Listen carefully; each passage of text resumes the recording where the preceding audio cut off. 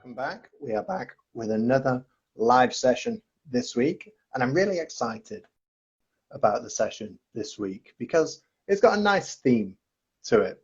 So our theme this week is Hollywood films. Now, what better way to get involved with Hollywood films than to find somebody who actually knows what they're talking about? So hopefully in a second we will have somebody joining us where we're going to talk about some Halloween films that maybe you can watch this weekend.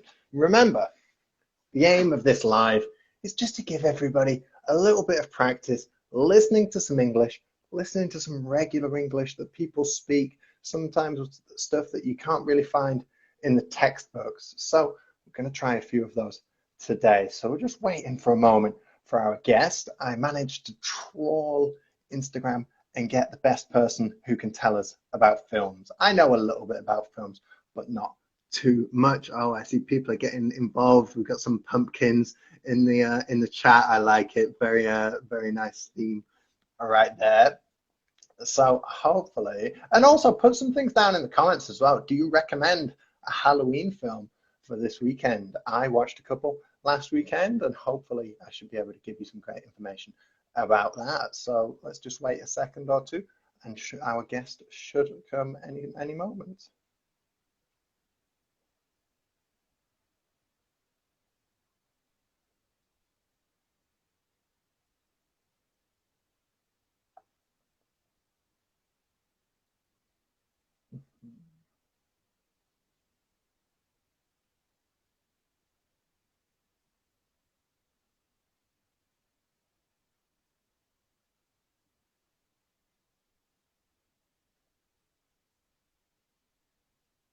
It's like a military operation. Getting everybody together for a live is really difficult.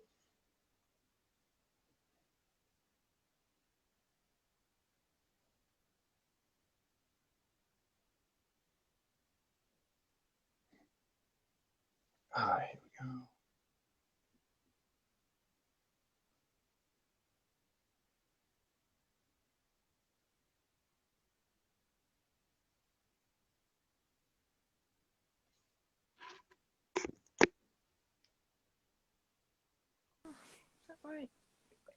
Okay, great, perfect. So we have our film expert here, Sal.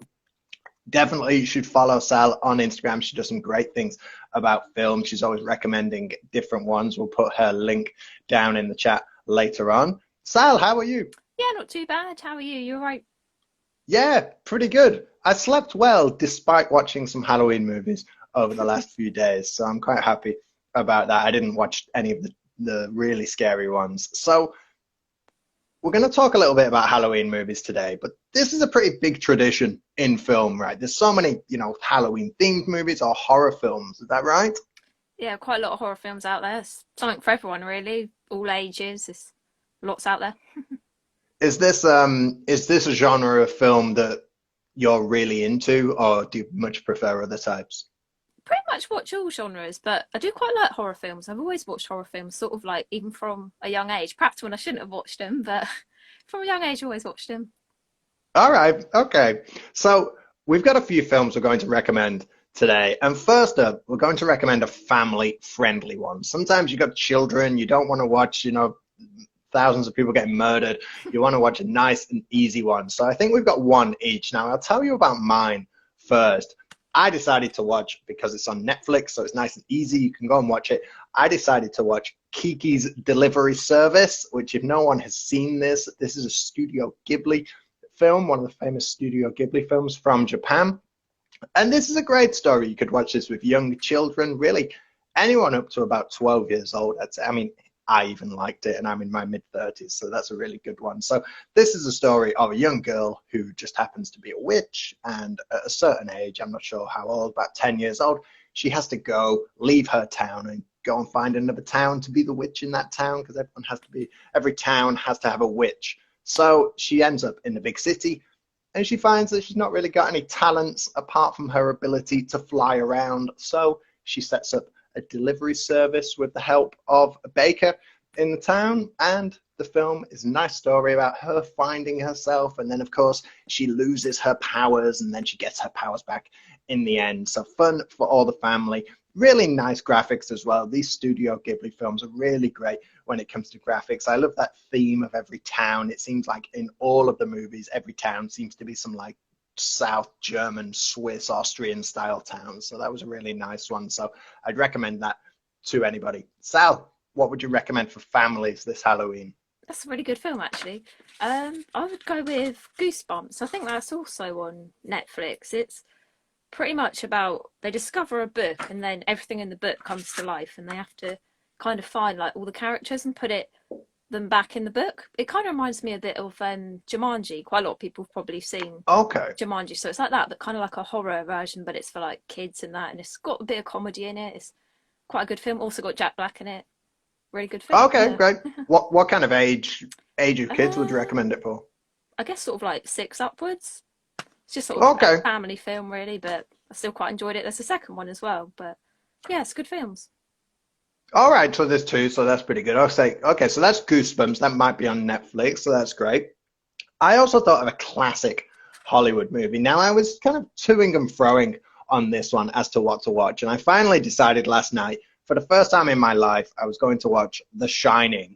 Now, this is so famous and it's been around for so long.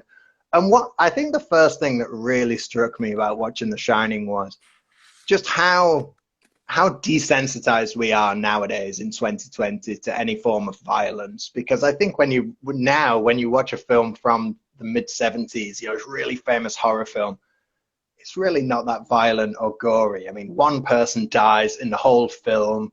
There's a couple of scenes, but it's really nothing. I really think nowadays maybe a 12-year-old kid could watch it and they've seen worse than that. So The Shining's a really interesting story where you have a main man who was played by Jack Nicholson, and he takes the job as the caretaker of a hotel. And this hotel will be closed for about 6 months over winter, so it's his job for him and his family just to live in the hotel and turn the lights on and make sure that the place doesn't burn down for 6 months. So the opening scene is when Jack Nicholson is at the job interview and he gets the job. And then the owner of the hotel says, by the way, I'm not sure if you know, but 3 years ago, we had a different caretaker. And because he had to live here for 6 months alone with his family, he decided he went crazy and he killed his wife and children. That won't happen to you, will it? No, of course it won't happen to me. And then the film is the slow descent of Jack Nicholson's character into madness where he tries to kill his wife and child. At the end, I'll leave the ending for you to watch yourself. But yeah, very good movie. Filmed by Stanley Kubrick, so it's really well shot. There's some nice scenes in it, some nice panoramics as well. And actually, I think the one scary thing of the film is Shelley Duvall, like the mother, the main woman in the film. Her face, I mean, she's just got this perfect canvas of a face that displays all emotions in her face. So when she's showing terror or fear, you can really see it in her face. So that's probably the best part of the film. Have you seen The Shining, Sal? Yeah, I've seen The Shining actually. It's really good. It's like when those two twins appear, that used to like be quite creepy, but it's a really Yeah, good and then film. there's that one scene that I thought was really good when the elevator door opens and blood just like rushes through the lobby of the hotel. So it's got some really well shot scenes as well. I think it's good. And also just when he's riding around on his tricycle through the hotel and it's just following right behind him. That's a nice shot as well. What did you have for a classic film? Went with The Grudge. It's quite an Okay. old film. Obviously, they did like a remake. I think it was last year, but it's one of the first like horror films I remember watching. I watched it when I was, I think I first watched it when I was about 8. So obviously, when I watched it then, it was actually quite scary. Looking back now, it's not as scary, but it's basically about a cursed house, and anyone that steps in that house then sort of becomes cursed. And it's sort of like you can just be walking around a room and you'll look in the mirror, and sort of like it comes out of like the mirror, and that used to be quite scary. But I think it is a good film to watch. Obviously, it's for more like older teens maybe and like Hmm. adults, but I've picked that film because it's just really interesting. It's quite like a I can't think of the word, like it's just how it is. Like watching the remake is so different to watching the older film because obviously like the graphics and stuff weren't as good then, but Hmm. it's just like really well shot, and I just think it's quite a good film to watch, really. Well, having just one remake, that's actually pretty small for a Hollywood for a horror film because some of these horror films we talk about, film franchises now where there's 4 or 5, but some of these horror series I mean, Friday the 13th and Halloween. I mean, how many Halloween films are there? There must be There's a 10. lot, yeah. Something, so there's quite a lot of them. Then we also talked about recommending a new film. Now, I unfortunately didn't get round to recommending a new film or watching one. I did think about watching I Know What You Did Last Summer. I know it's not new, but this is, and the main reason I wanted to watch it is because this is the classic, the archetypal late 1990s film. If you were going to make a film from the 1990s, I think you would have probably cast Sarah Michelle Gellar, Freddie Prinze Jr., Jennifer Love Hewitt, and Ryan Phillippe. These are like the four actors of the late 1990s, I would say. And this is a story where we have four people on July the 4th. They go to a party and then they're driving somewhere and they hit somebody and they think they've killed this person. It turns out, and they didn't bother to call the police, of course, it turns out that this person didn't die, and then this person is trying to catch them for the rest of the film. So it's very scary for everybody. So try and watch that as well, because it has a pretty good soundtrack, I would say.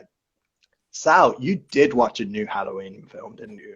Yeah, I watched it actually start of the year, The Invisible Man. I know they've done like previous films to it, so it's kind of a remake, I guess. But in the new film, it's kind of follows like the previous films, but it's basically about a scientist, and he invents a invisible cloak, which makes him like the Invisible Man. And he sort of gets Mm-hmm. back at one of his previous partners, and sort of obviously they don't realise that he's there, and he does like all these weird things like in the house and like turning lights off and stuff, and they sort of think what's going on, and then eventually they find out it's an Invisible Man, and then she finds out how to do an invisible cloak in the new film, and she sort of gets back at him, but he doesn't realise straight away, and it's quite sort of like an interesting film to watch. It's really good. Like I sort of thought with remakes, sometimes they're not that good, but I actually did really enjoy The Invisible Man.